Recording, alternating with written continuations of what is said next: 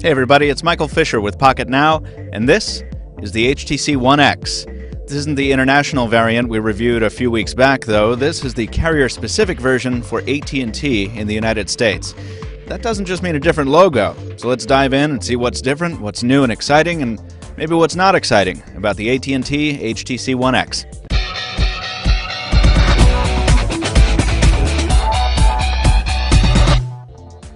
Okay, so starting off with the box itself, I have to say this is a very, very average presentation for an AT&T device.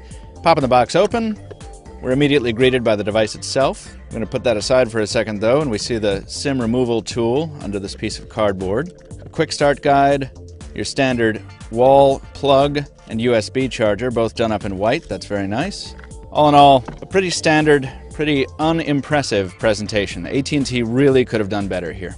Now, the reason I'm giving AT&T such a hard time about this kind of mediocre packaging is because the device the box contains isn't just one of your standard run-of-the-mill, middle-of-the-road Android handsets. It's one of the most beautiful pieces of tech hardware I've ever handled. Seriously. Now, it is so great to see manufacturers focusing on hardware design again. I mean, this is a beautiful device. The screen is 4.7 inches across, which is beastly, but it doesn't feel like it's that large because of how well engineered the phone is. The white polycarbonate really showcases this airfoil-like design, and the feel in the hand is just incredible. So up front, we've got that big Super LCD panel.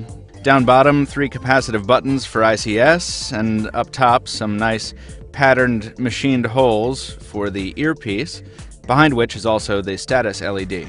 And next to that, we've got the front-facing 1.3 megapixel camera.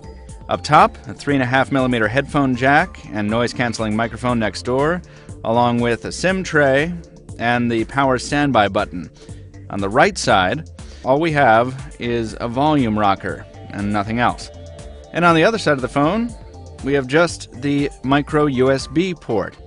And finally, on the back, that huge, very pronounced lens for the 8-megapixel camera with the offset flash looking like an orbiting moon or something cool like that. Pogo connectors on the side. And finally, the Beats audio branding and the speakerphone grill at the bottom. The tape here is covering up this device's IMEI and serial numbers. Sorry, cloners. Now, while the AT&T version of the One X might look effectively identical to the global version, there are some very important differences inside. Because of its LTE support, the AT&T version of the One X ships with a dual-core Qualcomm Snapdragon instead of the quad-core Tegra 3 on the international version. This has led some people to say that this version of the One X is more like a One S in a One X's body. Does that ring true? Let's check it out. Now, Sense 4 is definitely the lightest version I've seen in a long time. AT&T told me that HTC's focus with this version of Sense was to add features it thought were missing, rather than to mess with features already present. But at the end of the day, it's still a skin, and it's still got some shortcomings. On the plus side, Sense really does add a lot of customizability to Android, which is already the most customizable OS out there. Things like personalized lock screens and adaptive skins and themes, like this weather theme, will be a real value add for some people. And the ability to jump right into a dock application from the lock screen is very useful. This makes up somewhat for the lack of a dedicated camera key, for example. Also, the multitasking button exhibits no delay when pressed, and HTC's Cards View, which borrows heavily from WebOS, is more intuitive than the stock ICS switcher. There's also the usual complement of widgets and added features. On the downside, even in its lighter form, Sense is still heavy enough to slow the phone's boot time and responsiveness noticeably. And its uglier elements are all present. Perhaps nowhere is Sense less satisfying than in the keyboard, which is oversized, and the layout just isn't very good. Its autocorrect dictionary is not as good as the stock ICS version, it's not as quick, and the faux swipe mode might be useful to some, but to me, this keyboard is one of the weakest parts of Sense. Now, as far as overall performance of this device versus the quad-core version, I found exactly what I expected to find, which is to say, not much difference in day-to-day use. In his review of the quad-core version, our editor-in-chief Brandon Miniman pointed to laggy performance. I can see the same kind of occasional slowdowns and stutters on my device, and yeah, considering the powerful hardware under the hood, it's a little annoying to have the occasional stop and stutter. Whether problems like this are a deal breaker for you, well, depends on how much you value a truly fluid UI. And frankly, though it's come a long way, Android still has a way to go in that department. I found battery life to be fairly standard. The non-removable 1800 mAh battery gave me better performance than the 2100 mAh battery in my Galaxy Nexus, but you're definitely going to want to carry a charger around if you're engaging in any kind of heavy use, especially making use of that LTE connectivity. Speaking of LTE, performance over AT&T's network in New York City and Boston here in the United States was spectacular. Now, while my speeds did vary, according to speed tests, the perceived speed, my experience as a user, was that I was almost never waiting for the phone to catch up. Phone calls were just fine. Callers reported that I sounded very clear, but even the noise-canceling mic couldn't deal with a sustained stiff breeze outside. Now, as far as the value adds that HTC is pushing with their authentic sound, amazing camera brand statement, I found the experience to be just fine. It's obvious that the saturation on the camera is a bit on the high side, and the device doesn't hold on to focus terribly well. But still, if you're viewing the photos on this beautiful SLCD panel, they really do look incredible.